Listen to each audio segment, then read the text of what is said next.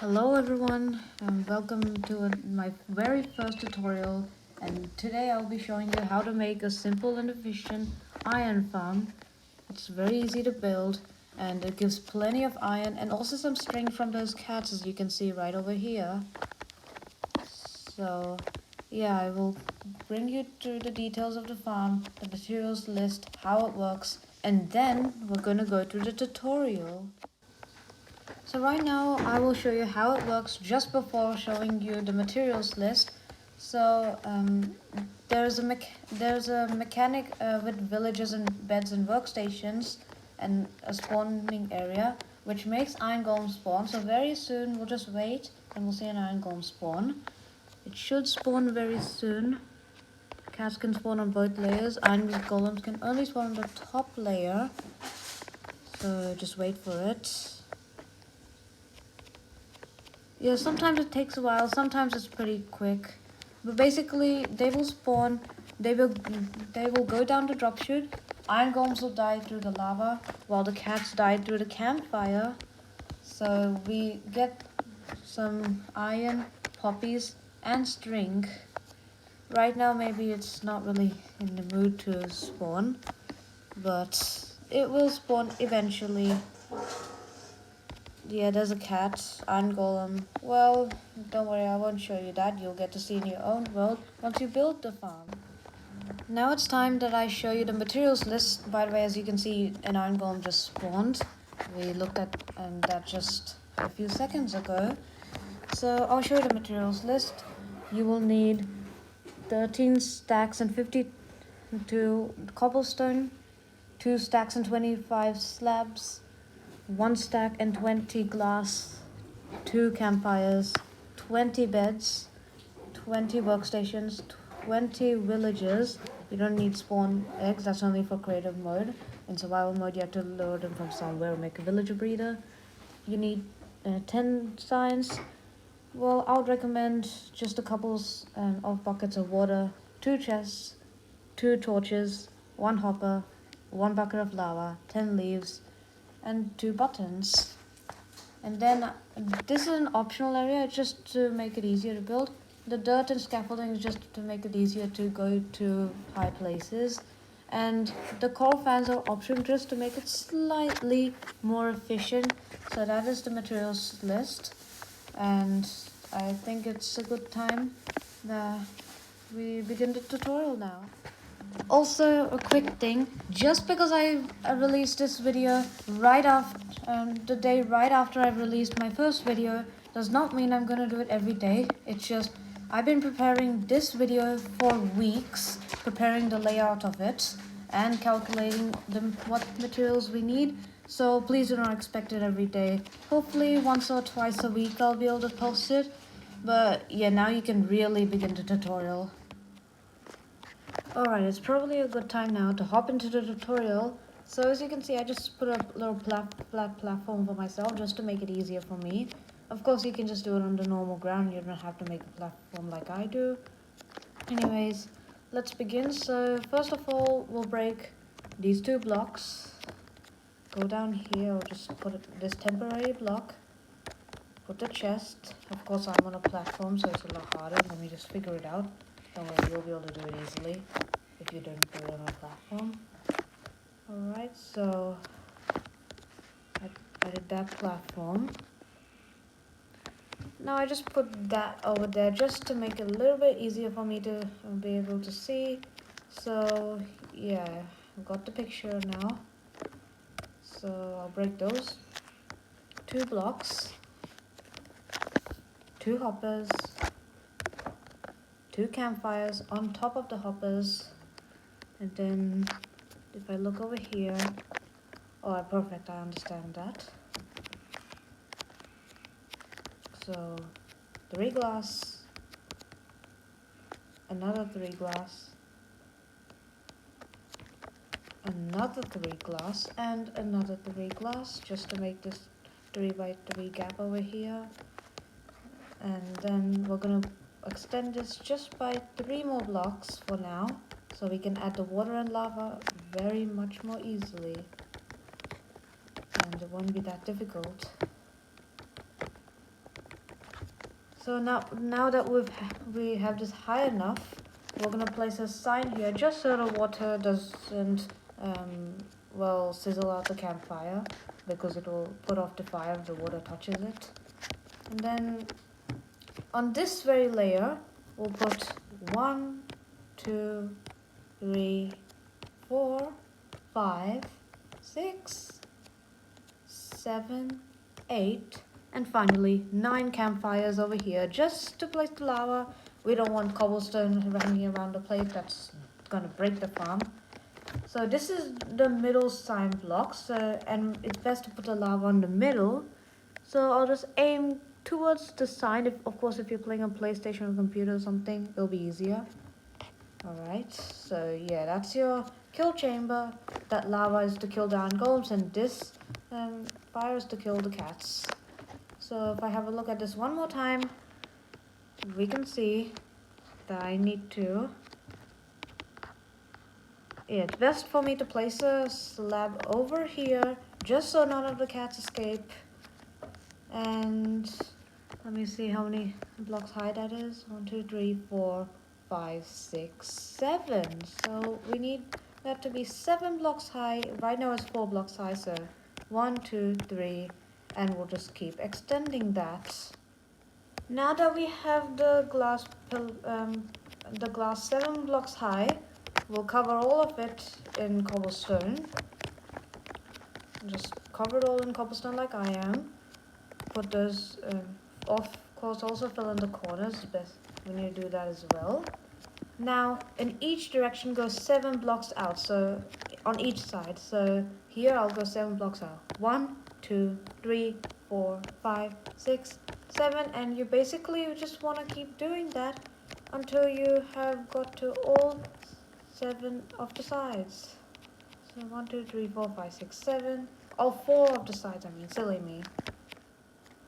Now that you have gone out 7 additional blocks on each of the 4 sides, now we have to connect those like this. So yeah, keep connecting from here until we go to an intersection, and you want to do that on all 4 corners. Now once you have done it on all 4 of the corners, connected them to intersections, you see 1, 2, 3, 4. All 4 of these gaps have to be filled in. Of course, leave space over here. So just basically fill it in like this. So once you have filled in all of that and left this gap, your farm should be looking like this. And it looks pretty good so far. This is basically the spawning platform. So next up, you want to place 1 temporary block here, another block here, break this temporary block. Then you want to do this entire side, just cover it with an outline, and you want to do this for all 4 of the sides. So once you put that outline on all 4 of the sides, I want you to do this. So on each corner, do 1, 2, 3 blocks. The second corner, the third corner, and finally, lastly but not least, the 4th corner. This is just so the water doesn't escape over there, and we can create a perfect water source.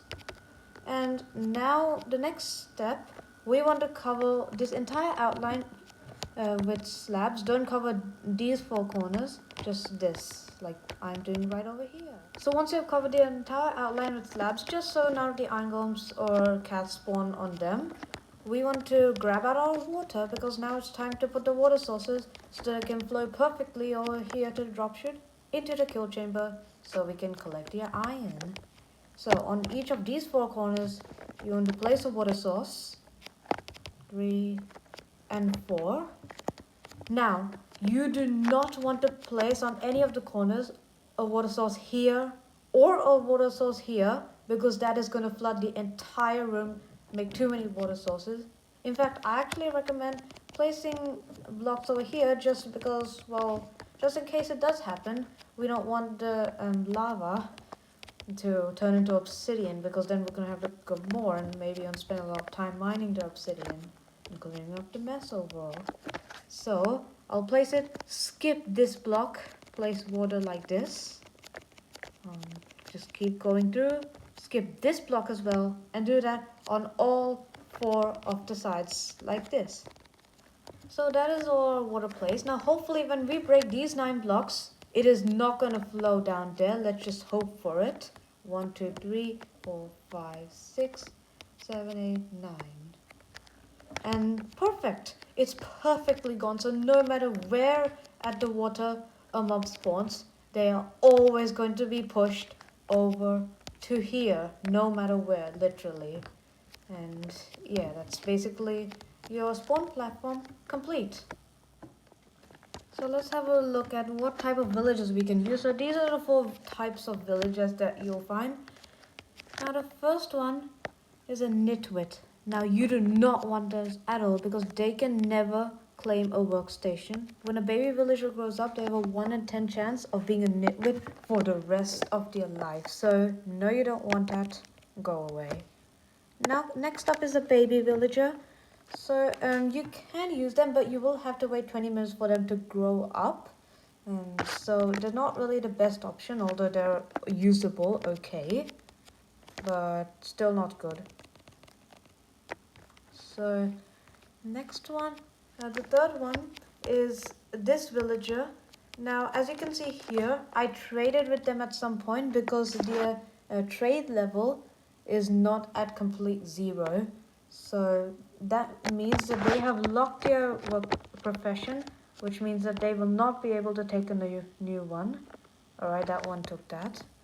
See, it cannot take this one at all because it has already locked its profession, so don't want these either, as useless as nitwits. Also, that's the librarian, and you cannot use that kind of workstation. We'll talk about that a bit later. Anyways, this one is what you want. It's a nice, fresh, clean villager, ideally from a villager breeder. I'll release a tutorial of that very soon, hopefully. So as you can see, he will be able to claim any workstation. Like he claimed that one. And yeah, basically you do want him, so well done, mate. You are chosen and you won't have to die. You'll get to live. And now let's look at the items we need. I mean the workstations. So now that we've looked at what type of villages we can use, time to look at all the workstations that we are allowed to use. So there are 6 ones that we can use and 6 that we can't. So these ones will work perfectly with villagers. They'll be able to use them at any time except for nighttime, which is okay.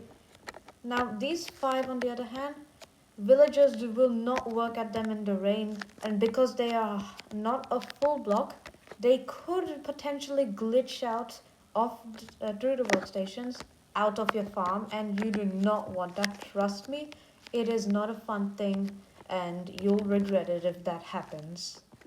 Now that we made the kill chamber, the collection system, the spawning platform, and talked about the workstations and villages that we can use, now it's time to actually add the villager cells themselves.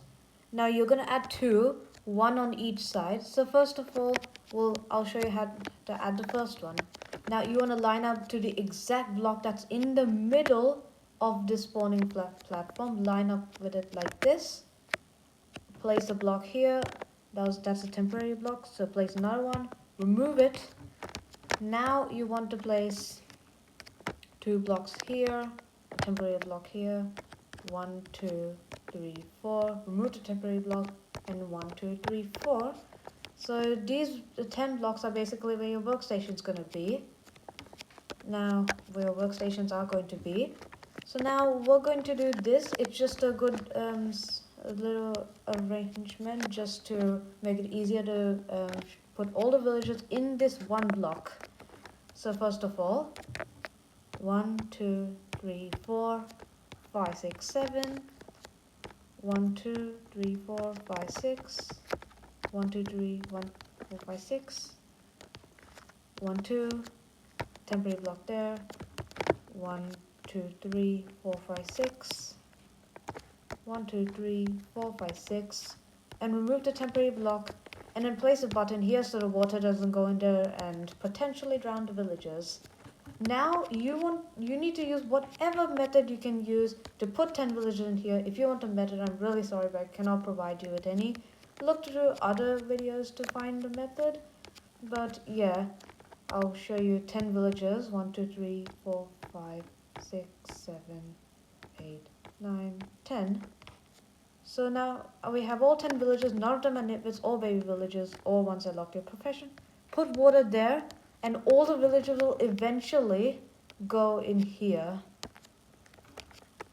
So yeah, we'll just wait for it patiently. If they're not, if they're getting stuck, just give them a little nudge, and they should easily get in there. Alright, I'll just put a little bit of pushing, and then that's all 10 of the villages over there. Unfortunately, that thing's blocking it. I'll remove it soon. So we'll block off the water. Now everything on this layer and this layer you want to remove, and these 8 blocks. So first of all, remove these 7 blocks, silly me, 7 blocks. Everything on this layer and this layer needs to be removed. Now before we move further and give the villagers their workstations, we need to add the beds first, because according to how it works in Bedrock Edition, a villager cannot claim a workstation unless they have claimed a bed. So we'll put 1, 2, 3, 4, 5, 6, 7, 8, 9, 10 on this one side. We need to place 1, 2, 3, 4, 5 beds. Remove those 10 temporary blocks, and you want to place 5 beds like this on each side, so you have 20 in total. So now that we have all 20 beds placed over there, I think it's a good time that we can give the villagers their workstations. Now we will need to place a glass block right above their heads. So I would recommend you to, I want you to do it right now, just so like when you break this block, the villagers won't be able to escape. So now let's put the workstations now that they all have their beds. So let's put one there. Alright, wait for them to get the green particles. 2, 3, oops, sorry. 4, 5,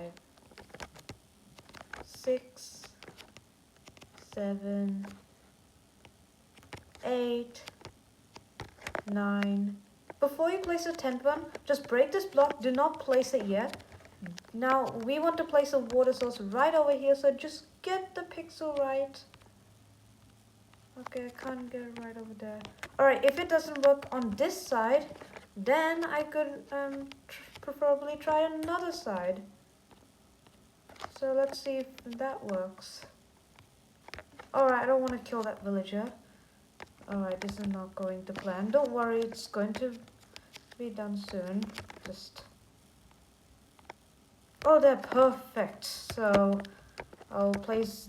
now that we have the water over there, none of the villagers are able to unlink to any of their workstations or beds, which means that they have these stuff forever. Let's place this off to block off the water. We don't want an entire flood around the place.